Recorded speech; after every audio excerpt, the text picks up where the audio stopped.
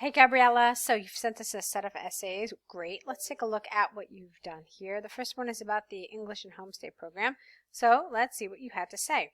Dear Martha, I am Gabriela, the Brazilian student who has been selected through a process in the Gates University for the English and Homestay in London program. Okay. As you may have heard, was rewarded with a scholarship, and I'm looking forward to starting my studies in the UK, improving my English. All right. I like the idea of what you wrote, but there are some things that we absolutely have to change, okay? So, let's just hold off on this Dear Martha part, and let's look at the first body paragraph. So, I am Gabriela, the Brazilian student who has been selected through Gates University for the English and Homestay in London program. That makes more sense. Okay, as you may have heard, I have been awarded with a scholarship, and I am looking forward to starting my studies in the UK and improving my English. Okay, that would be fine. Since I will be arriving in a fortnight and I have never visited the UK, I would like to inquire about some basic information. And then this is awkward too. So maybe you need to use a different verb instead of inquire or require or something like that. So let's try it differently. I would like to gain some basic information about the weather, transport, local food, and especially,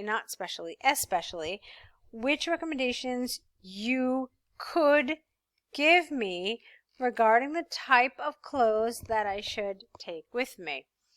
My luggage is almost done. My flight will be arriving in a fortnight in the Golden Airport of London on the 20th of May at 3 p.m. to be more specific. As scheduled with the administration of the program, there will be a transfer driver waiting for me at my arrival, so I expect to be arriving at your place around 4:30 p.m. Thank you in advance for your hospitality, and I look forward to starting this experience. Best regards, Gabriela. Okay. So a lot of this was fine. Obviously, I corrected some of the grammar. I corrected some of the syntax.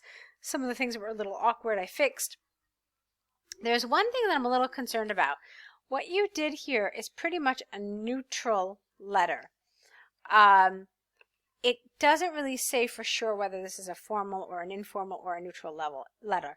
In my opinion, okay, I believe it's a formal letter because you've never met this family before.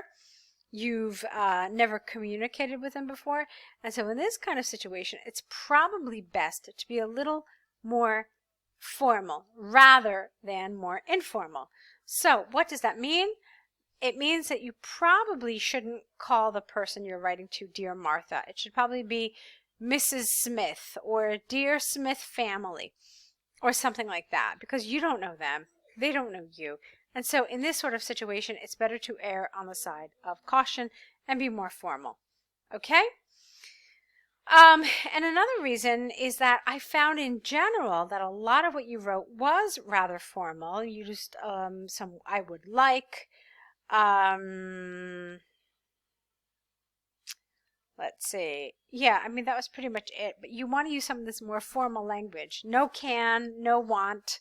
So it should all be would, could, should, and so forth, as you may have heard. So all of this led me to believe that you too realized that this was a more formal letter rather than an informal. So that's fine. Everything else was okay. This here, my luggage is almost done. It felt friendly. It didn't feel particularly formal, but it did feel friendly, and so I was okay with it. I would let it slide.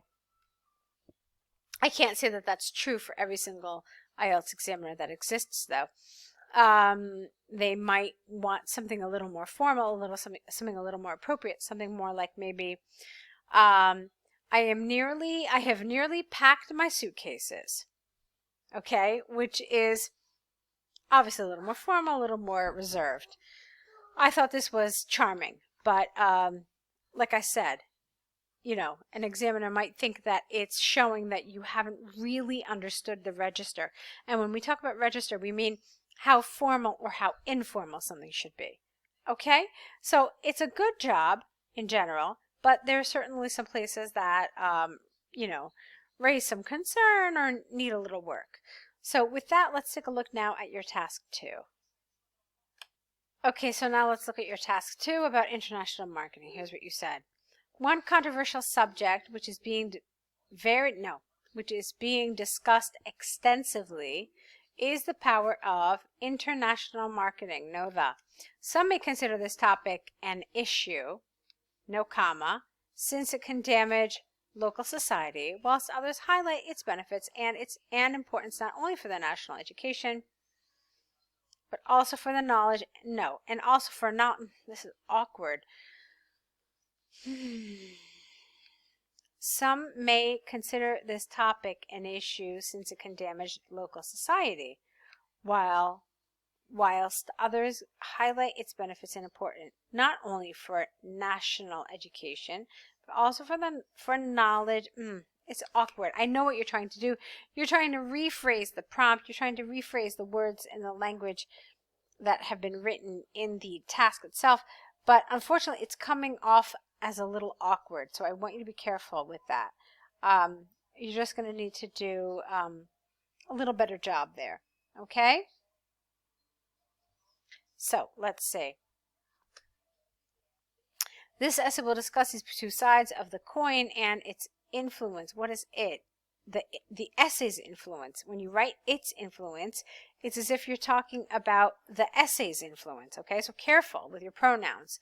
So this essay will discuss these two sides of the coin and international marketing's influence on the local community, and explain why it has a positive effect on society. Okay? Why is this its own paragraph? I don't understand that. Nowadays, with the advances in technology, and especially with more and more people connected via social media, international marketing is becoming stronger than ever. Get rid of the. This should have been one paragraph. I don't know why it's by itself. Through digital advertisements, not only products, but also wealth and services can percolate in national markets. One of the possible risks caused by the situation is the creation of more competitive markets and the possibility of replacement of national products by foreign ones. Some may compare the power of international marketing to the historical colonial time, where foreign countries interfered in the dominated ones. That's awkward. Damaging the local original culture and local economy. All right, what you have here essentially, Gabriela, is a lot of theory. You have a lot of you have some ideas, and that's great, but what you haven't done is you haven't created a cohesive paragraph. A cohesive paragraph is one where you have some main ideas, and each main idea is supported by some sort of tangible evidence, some sort of illustration, some sort of what's the word I'm looking for? Some sort of example, okay, or some sort of even definition sometimes. All right, and you didn't do that. You just kind of kept going and kept going. And so that for me feels like it's not developed appropriately. Okay? Let's look at the next paragraph. On the other hand, the globalization of world commerce and the sharp increase of international competition can also stimulate brands and companies to provide more quality products at more affordable prices. Nevertheless, in my opinion, not only the commerce, but also the exchange of languages, ideas, and cultures. All right, this is awkward. Again, the grammar is wrong here, because when you start a sentence with nevertheless, there's a certain grammar that you have to follow, but you didn't do that. Nevertheless, actually not nevertheless, it's the not only that makes you required, that requires you essentially to use a certain type of grammatical construction, which you didn't do. So, nevertheless, in my opinion, not only does commerce create a world without barriers, but also the exchange of language, ideas, and no, you see, the whole thing is wrong. I feel like you're doing some sort of direct translation from your from maybe one of the languages you speak, but this is not working in English. So You have to find another way to restructure the sentence in order for it to make sense, okay? So, to sum up, even though some people believe international marketing is a negative point, in my point of view, it creates more competitive markets which can improve the quality and lower price of products. It also promotes higher knowledge to the population throughout the culture,